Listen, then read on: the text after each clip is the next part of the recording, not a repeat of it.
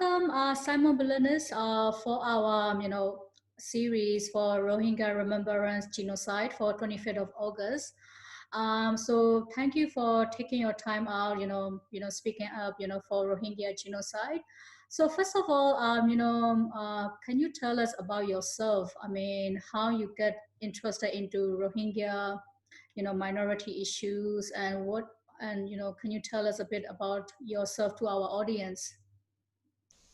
Certainly, certainly. I mean, I first started getting involved around promoting human rights and democracy in Burma in 1992.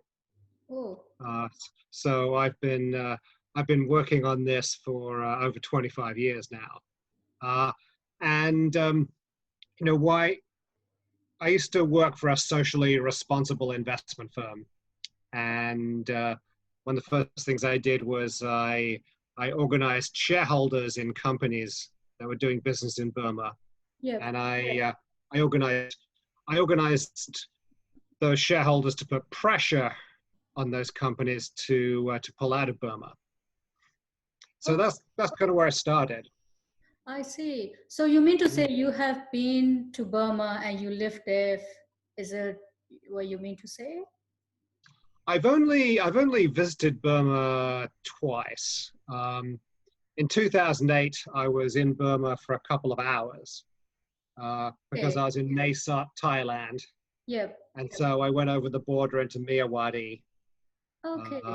into Karen State, I think in and I was there for a couple of hours. yeah, I think in 2007 or 2009 there was a Nargis hurricane happen. I think that's the time it totally changed the Myanmar economic.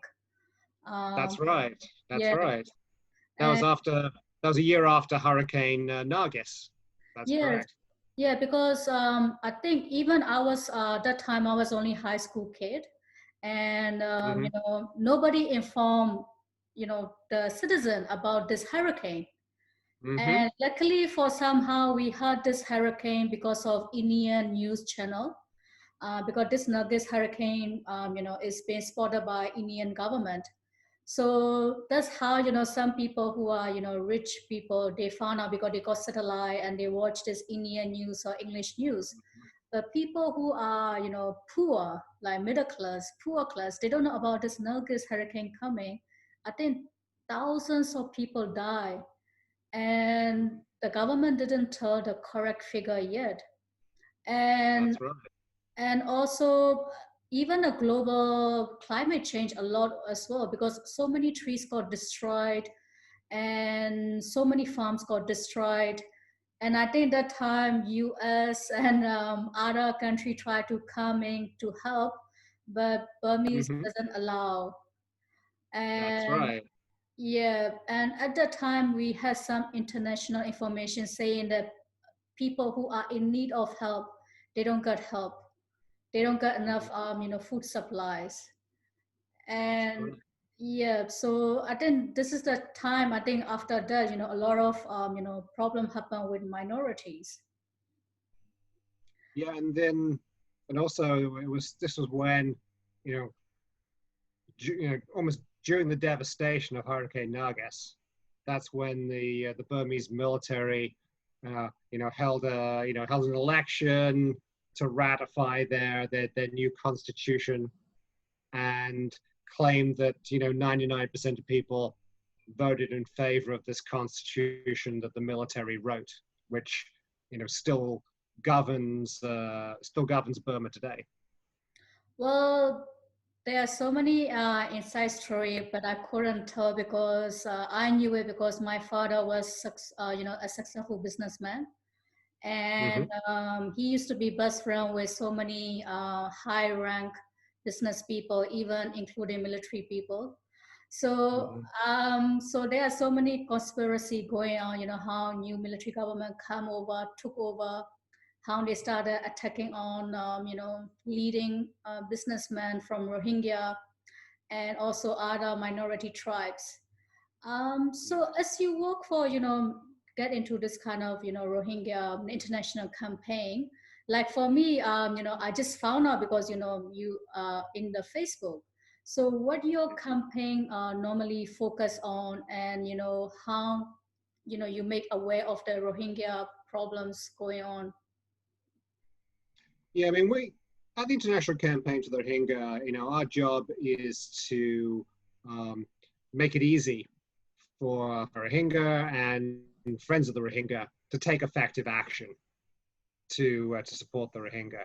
And so, well, one thing we do is, we organize here in the United States, we organize people to lobby their members of Congress and lobby the administration. We've been working hard to get Congress to put effective sanctions on Myanmar's military. And we set up actions so that people can just type in their address, and it sends an email. It sends an email to their representative and their senators in Congress automatically, and we show people how they can follow up on that. So that's kind of one piece. The other piece that we do that's for worldwide actions is we're going after the companies that do business with military-owned companies. And so we're going after the Japanese beer company Kirin, that's in partnerships in 2 breweries with the Myanmar military. And they have, Kirin has, owns beer companies all around the world. They own San Miguel of the Philippines. In the United States, they own New Belgium. They own about a dozen craft breweries in Australia, New Zealand, and also the UK.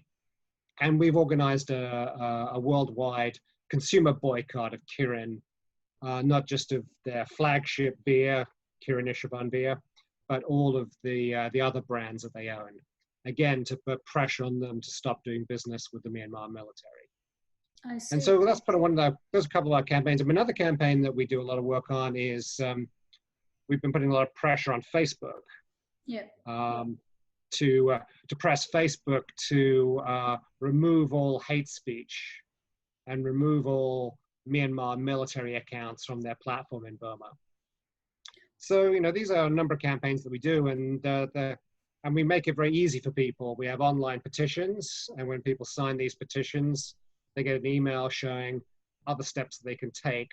We've been organizing people to post on the Facebook accounts of Kirin and their craft beer companies. And it's very effective in putting pressure on companies because we're putting consumer pressure, we're putting pressure on them in the media, and particularly social media. So, like you said, you put sanction on Myanmar, economies like this big country. Sometime I have read an article a long time back. It was about, this big, one of the top businessmen, Myanmar businessman called Teza. So what he do is Mm-hmm. he get the furnitures from a tree called June.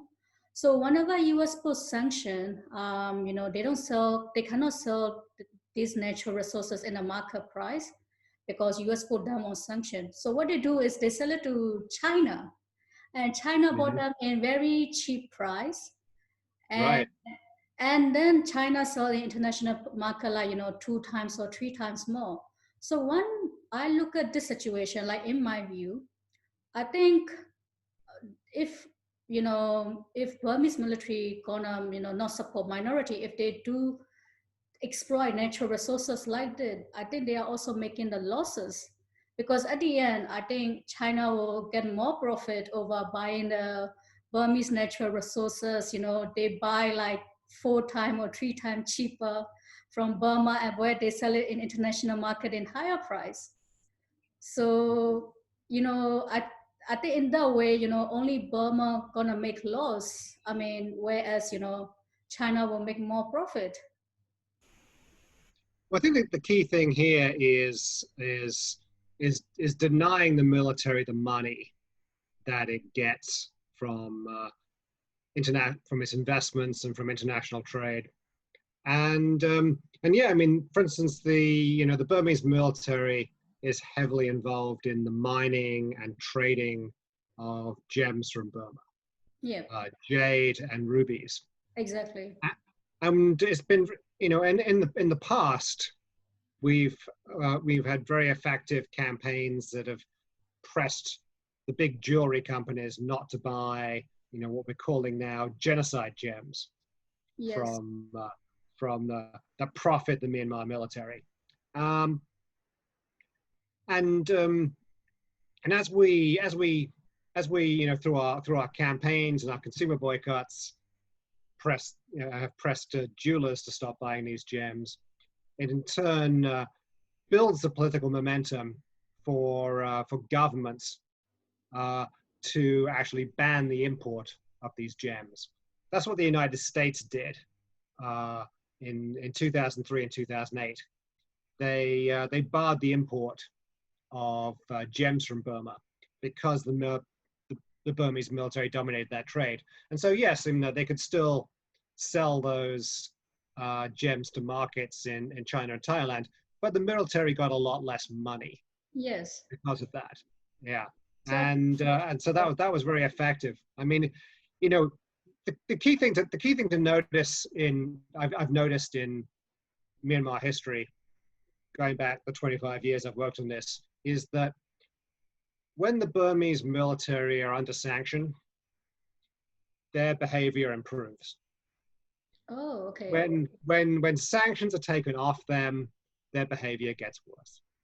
Oh, And we saw that most recently at the end of 2016, when the Obama administration dropped all sanctions on Myanmar, and we asked them to keep the sanctions on Burmese military-owned companies, but they wouldn't do so.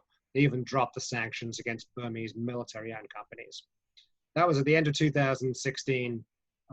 9 months later, 9 months later, August 2017, we see the massive offensive against the Rohingya that drove over 800,000 Rohingya into Bangladesh. And they did that when they were not under sanctions. oh, okay. Well, this is kind of really sad to see. I think, in my, when I go to school, because I grew up in Burma, I finished my high Mm-hmm. school over there. Mm-hmm. So even our education system is very low as well. We still keep in the education system of 1985 or 1982. Even till now, they still keep in this education system. Wow. And, and 1982, that's when I graduated high school.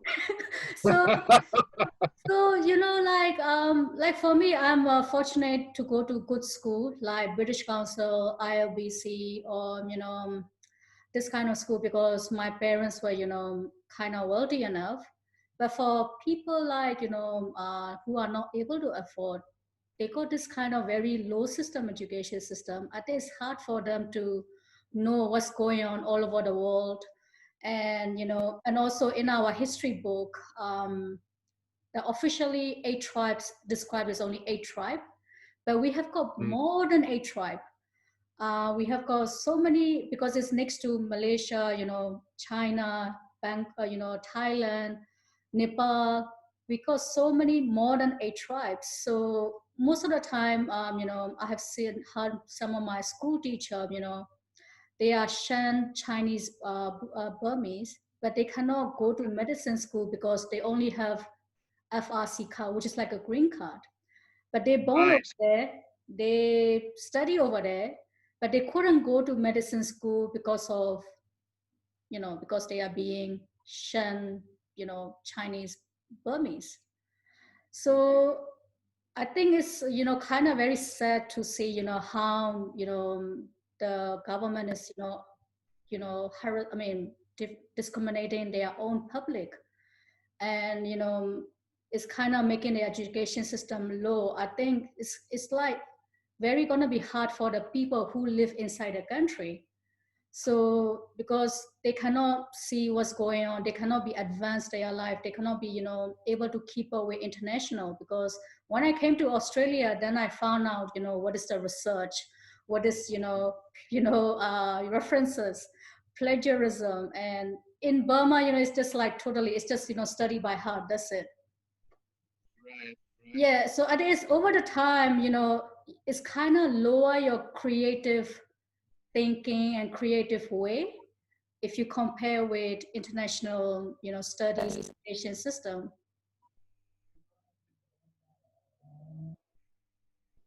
Right. Right. Yeah. Yeah. I mean, I think, I mean, one thing that's been very clear is the, the Myanmar military has been not just, waging war against the ethnic minorities in Burma, whether they're, whether they're Shan, whether they're Rohingya, whether they're Kachin, whether they're Karen. They've also, built up a system, an inferior social system. I mean, Amnesty International did a very good report detailing how um, that the Rohingya in Rakhine State were have been living under what they call an apartheid style system, which is, institutional, systematic, just, economic and social discrimination designed to keep the Rohingya down. Uh, and so, yeah, I mean, it's includes an inferior education, no business opportunities, you know, you know, either either second class citizenship or no citizenship. Uh, these are all hallmarks of essentially an apartheid style system. And under the under the Rome statutes, a system of apartheid is actually one of the crimes against humanity that that is defined as a crime against humanity in the Rome Statute. So it's an actual crime under international law. And recently, we have just found a news like, some Rohingya candidates, they try to be a part of election for Rakhine State, but all of them, they got refused. And also, I think probably you will see the news, there's a lot of fire happening in Sittwe where a lot of Rohingya refugees live there. And now, it's kind of getting worse and worse, especially for Rakhine State. So I think now everybody just worried, especially not only the Rohingya, even the Rakhine citizen as well. They are not safe over there. So they are kind of thinking what's gonna happen for their future, because whenever elections happen around that state, either there will be a fire attacks happen or there will be no internet. Uh, Right. Yeah, so there's an internet lockdown happen as well, so that people cannot vote or people cannot, come into the webinar of, elections, authorities or military people. So, so this is kind of like very, hard for the people whoever live over there. So what do you think for the future for them? I mean, is it gonna be easy or is it gonna be very hard? I mean, what's the future scope? I mean, the future really depends on how much pressure, and particularly international pressure, we can put on the Myanmar military and those elements of the government that are part of the oppression of not just the Rohingya and other ethnic minorities.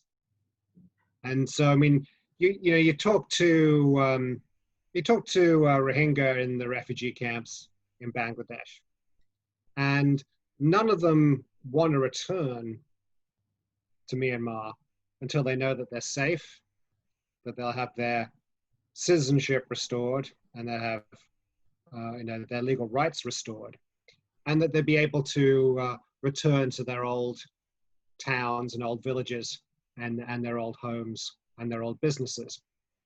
And the only thing that's stopping that happening is the Myanmar military. They're not, the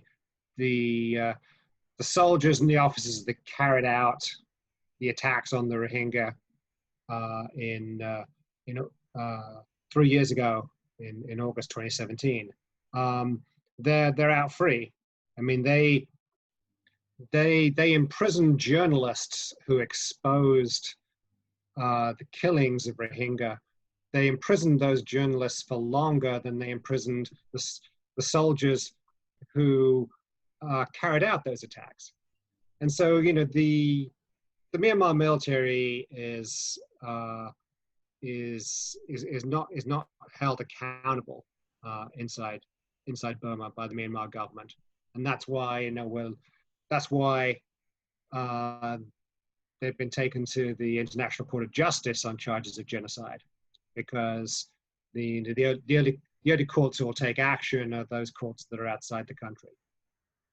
But you know, the key thing I always like to get across to people is that we have a lot of power to put effective sanctions and punishments on the Myanmar military, put effective pressure on them.